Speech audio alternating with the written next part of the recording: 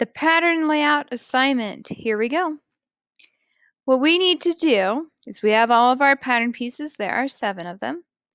We need to take these pattern pieces and place them on this piece of fabric here, according to their pattern markings. In other words, the grain lines. We need to put them on here, orient them so that the grain lines are pointing in the direct directions. Here is how we will do that. You're going to go image by image. You're going to click on it. And when you click on it, if you click and hold, you can move the image, right?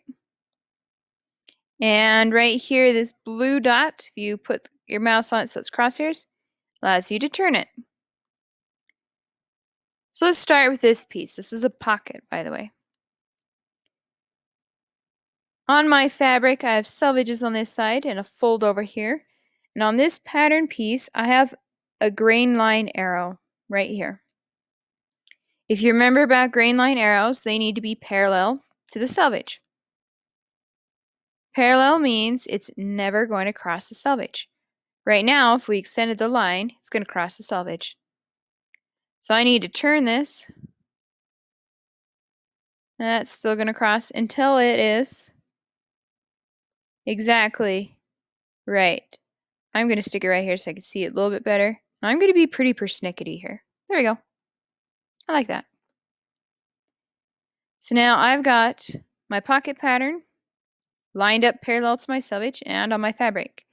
If this was real fabric and real pattern, I'd measure from this end of the arrow to the edge of the selvage and this end of the arrow to the selvage, and it should be the exact same number.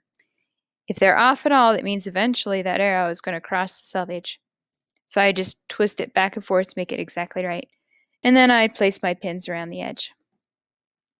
I've got one piece down. There are 2 different kinds of selvage, so let's use this piece and explain the other type of grain line. This one has the bent arrow. The bent arrow's name is place on fold. It says this edge of the pattern literally needs to be placed on the fold of the fabric. Do I have a fold in the fabric?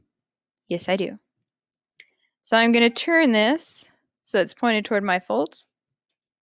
Then I'm going to bring it up toward my fold and go, hey, is that parallel? Yes, it is, because it's still a grain line. And fold is parallel to the selvage. And then if I had it right here, I wouldn't be getting full points because it's not placed right on the fold.